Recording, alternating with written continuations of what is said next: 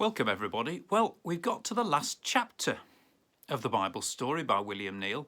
Thank you to everybody who've sent me messages saying how much they've enjoyed it. And if you do need to catch up, you can always find the videos of each chapter, the recordings of each chapter on my YouTube page, which you can access via the website. If you go on the online services page on the website, so you'll find a link to my YouTube page if you need to catch up at any time. They'll always be there, so do take your time. Chapter 43 is appropriately therefore called The End of the Story. Of course, because it was written in 1971, it's a little bit out of date. So just be aware of that as we read it, The End of the Story. If we think of the birth of the church and its struggle in the first Christian century to gain a foothold and make some impact on the life of the world, as the beginning of Act 3 of the divine drama which the Bible unfolds, we can take heart as we look at the life of the church today. Almost 20 centuries have gone by since those epic days of the church's infancy, and for all we know, it may still not be past its teething stage. The New Testament gives us no reason for thinking that either the mission of the church to renew the life of the world would be a short one, or that it would be a triumphal progress all the way. The first Christians had no illusions about the power of evil, both in human nature and in human institutions. The church, the new people of God, inheriting the role of Israel as God's agent to bring the world to the knowledge of the truth, had been founded by Jesus on 12 ordinary men, one of whom had betrayed him, one who for fear of his own skin denied that he'd ever known him, and 10 more who in the moment of crisis deserted him. The picture that we get from Luke and the writers of the New Testament letters is of small Christian congregations of men and women who have seen the vision of what life could be, but who are constantly under pressure from their own weakness and from outside opposition to lower their standards and to be content with something less than the best. They had committed their lives to Christ, and in their hearts they knew that his way was the only way for themselves and for the world. They found in their faith an anchor which held them steady in adversity. And they were strengthened by their fellowship with others and by the grace of God which was given to them in common worship, in the ministry of word and sacrament, through the scriptures and through prayer. But they were still sinners, fallible mortals, subject to temptation and prone to stumble and fall. This was acknowledged by all of them, whether they'd experienced a sudden transforming conversion like Paul, or whether they'd become Christians in less spectacular ways. It is in this light that we should view the record of the church since New Testament times, and the spectacle that it presents today. Jesus did not build his church upon saints, and his summons to his disciples was not to cultivate holiness in seclusion, but to go out into the world and to do his work there, with all the conflicts and compromises that necessarily involved.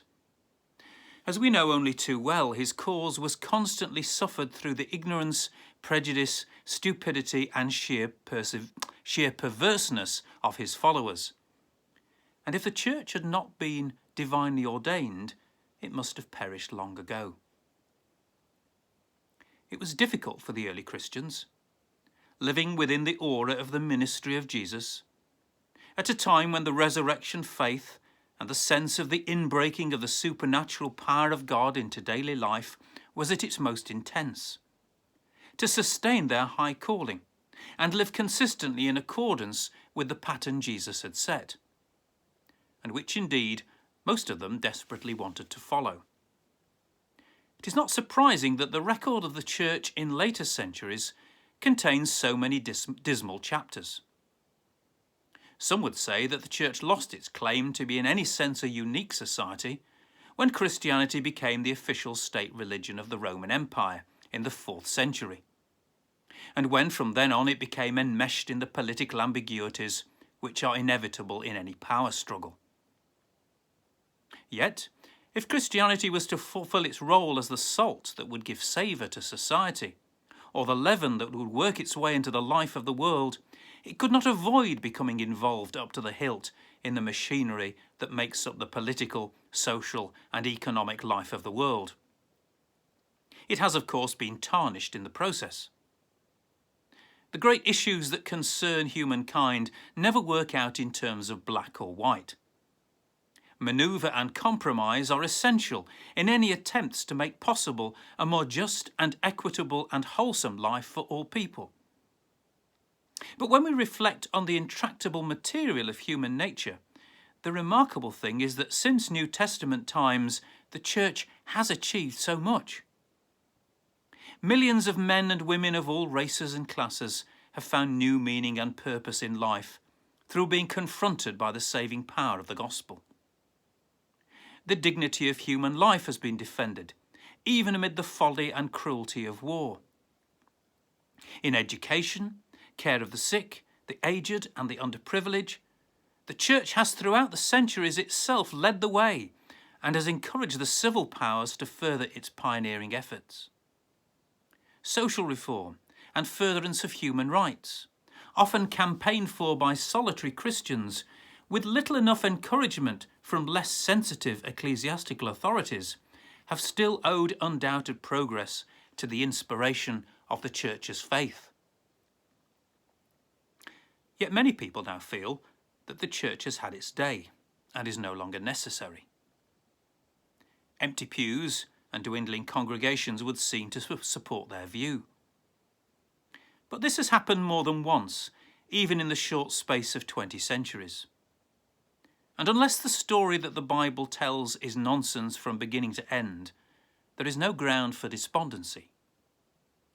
It is the purpose of God that there should be in the world a community of men and women dedicated to his service, bound together in dependence on the Spirit of Christ to seek to live themselves in the right relationship to God and to each other, and to work in the name and in the power of Christ to rid the world of all that prevents men and women everywhere from having the full life of sons and daughters of God that they were meant to have. It may well be that the organised church in its present form will have to go much further downhill before it recovers. Machinery that gets rusty has to be overhauled or scrapped. While it is certain that Jesus founded the church, it is far from certain that he intended it to take the outward shape of any one of its present branches. Yet, amid much that is irrelevant in the church's present activities, it is still the custodian of God's revelation, and that is imperishable. It is still the channel of supernatural power, and whatever changes in its structure are made, men and women will always find in its worship, in its sacraments, and in its scriptures the renewal of their own lives and the strength and incentive to move society so far as they can to conform more and more to the mind and spirit of Christ. We're living at a time when not only the present form and methods of the church are questioned, but apparently also the traditional Christian faith itself is widely suspect. This will be nothing new if the attack on the faith came from outside the church. From New Testament times onwards, Christianity has always been under fire from one quarter or another. The difference in our own day is that the assault seems to come from within the church itself, and is concerned not merely with questioning this or that dogma, or one or other aspect of traditional views on the Bible. Again, this would be nothing new. What seems to be happening is much more radical.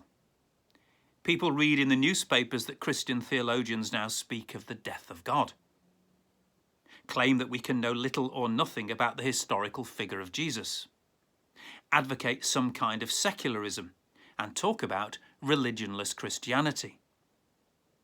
Many of these catchwords do not, of course, mean what they appear to mean, and ordinary citizens have neither the time nor the inclination to read for themselves the various books in which Christian thinkers make plain what they mean or do not mean when they use phrases of this kind. Nor is the ordinary citizen generally aware that there are fashions in theology, as in everything else, and that the theological pendulum tends to swing backwards and forwards from conservatism to radicalism and vice versa. But there is undoubtedly a present ferment in Christian thinking, and it would be surprising if this were not so.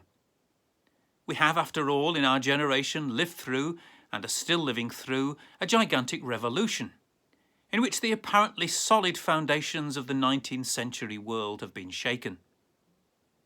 The Victorians did not believe in the possibility of man's conquest of outer space, or of nuclear war and genocide. They did not think in terms of automation, electronics and computers. Their understanding of human psychology was elementary, and the recent advances in medical science were in their day still a closed book. Christian thinking has to come to terms with all these revolutionary changes and take a new look at traditional expressions of faith. We should not be alarmed if, in their attempt to grapple with the problem of what Christianity has to say in this time of revolution, some Christian thinkers express themselves in revolutionary language. So we find ourselves at a somewhat confusing but intensely exciting point in Act 3 of the Divine Drama, and we literally do not know what will happen next.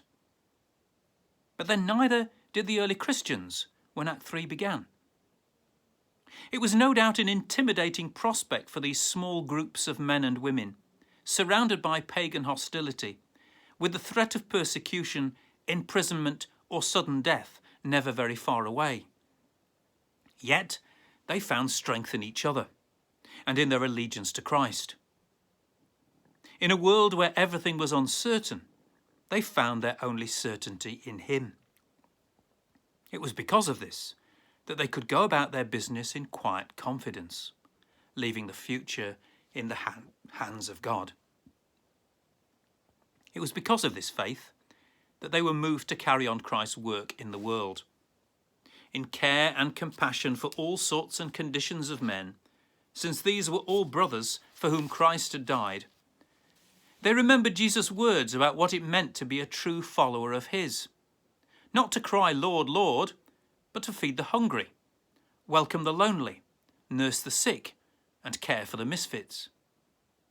It is this same faith that still moves Christian men and women today on all levels of society and in all corners of the globe to break through prejudice and suspicion, to rise above questions of race and colour, and to show in practical ways their belief that this is God's world and that all men and women are equally his children, needing help and friendship and love.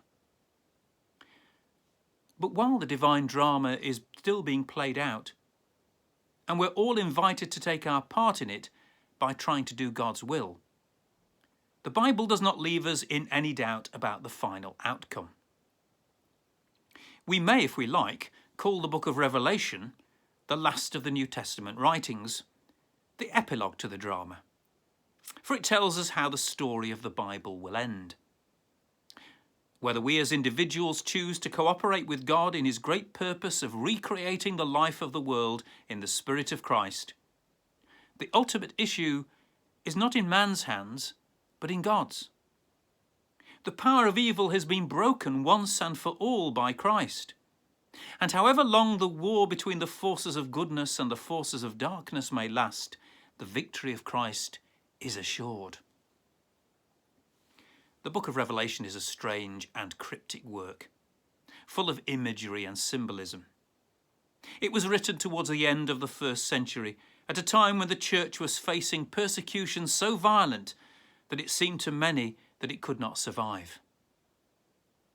The inspired writer of Revelation dares to draw aside the veil that shrouds the mystery that lies beyond sense and sight and beyond space and time.